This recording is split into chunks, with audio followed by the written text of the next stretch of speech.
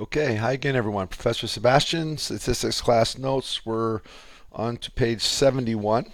We're talking about conditional probabilities, and we talked about the multiplication rule, where if two events are independent, then the probability of A and B is just the probability of A times the probability of B. Just want to extend that to a little bit more complicated, where I have multiple events working together, but the multiplication rule will still work. So, according to a recent survey, we have 48% of target shoppers prefer to shop online rather than in person at their favorite brick and mortar, in other words, just favorite store, target store. Suppose four consumers are randomly selected with replacement. So that's a technical term that a lot of statisticians will use, meaning if I take somebody out of the population, technically the probability goes down when I take somebody else out. So we just pretend like they're put back in, and you still have a random chance of being selected, and they're highly unlikely to be selected. So don't worry too much about that word. Just say, suppose four consumers are randomly selected from the population of target shoppers.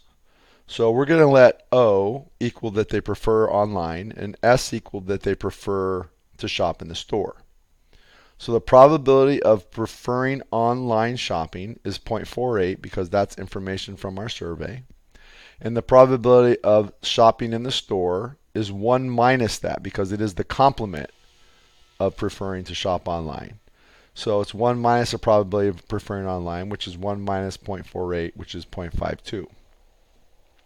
So if in part A we say, what is the probability that all four prefer to shop online? So when we ask you a question like this, I want you to understand that you can assume that it's independent. We're assuming that there's four shoppers, and the population is large enough that they're not going to know each other and think alike, so they're just independent of each other. So if I pick four people randomly out of our population, our consumers of target shoppers, what is the probability that all four to prefer to shop online? So that means we want the probability of O, which is preferring online, and O, and O, and O. So and indicates to us use the multiplication rule. So it doesn't matter if there's more than two.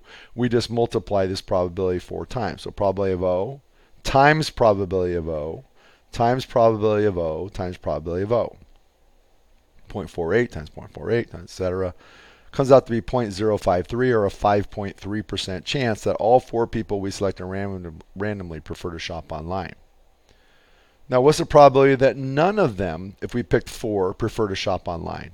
So that would be the probability of S, which means they prefer to shop in the store, and an S, and another S, and another S, right? All four people we pick randomly prefer to shop online. Don't prefer to shop online means they prefer to shop in the store. So that would be probability of the store times probability of the store times probability of the store times probability of the store.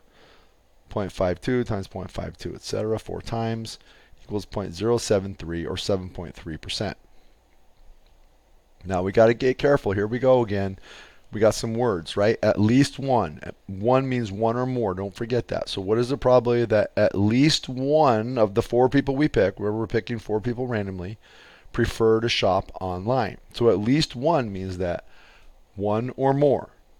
Now that would be tough. You got to figure out what's probability of one doing it, and then the probability of two doing it, and you got really get a conglomerated mess. This is where we want to use our complement rule.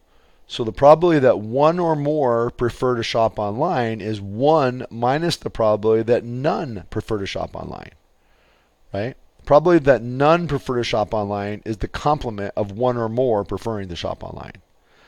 So in other words, it's 1 minus this 0.073 that we figured out. None preferring to shop online is the same as they all prefer to shop in the store. We already figured that out.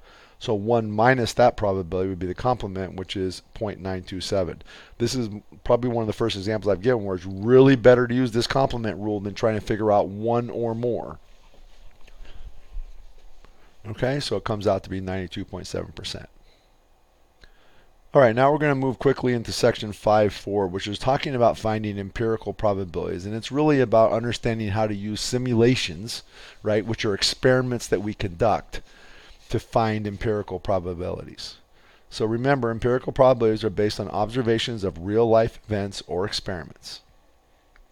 For example, by the way, a baseball player's batting average, if you understand baseball, you like baseball, that's an example of an empirical probability. It's number of times they've gotten a hit divided by the total number of times they've made a plate appearance. That's how you get the batting average. That's an empirical probability because that's based on past observations. There's no rule that we're applying there. The percentage of times a bus arrives late, right? You're just observing how many times a bus arrives late at a certain stop. That's an observation, a real life event. So again, that would be an example of empirical probability. Now, when we can't find data or when a situation is too complex for us to find the theoretical probability of a random event, we can sometimes simulate the situation to generate data needed to find the empirical probability and use this to estimate the theoretical probability. Now, we actually know the theoretical probabilities of this next example I'm going to do, but I'm going to conduct a simulation where I roll a die a whole bunch of times eventually. But I want you to remember the theoretical probability of rolling one six-sided die. So the event is A, getting a 1, getting a 2, getting a 3, getting a 4, getting a 5, or getting a 6. Each one of those has a 1 out of 6 chance happening, 1 out of 6, 1/6 probability of happening each time I roll a die. So that's the theoretical probability distribution. All right, I'm going to stop there and let the example of the experiment take over, and you can see how we play with that and see how it's not going to quite get us to the theoretical, but you can see how the empirical probabilities will get us really close to this.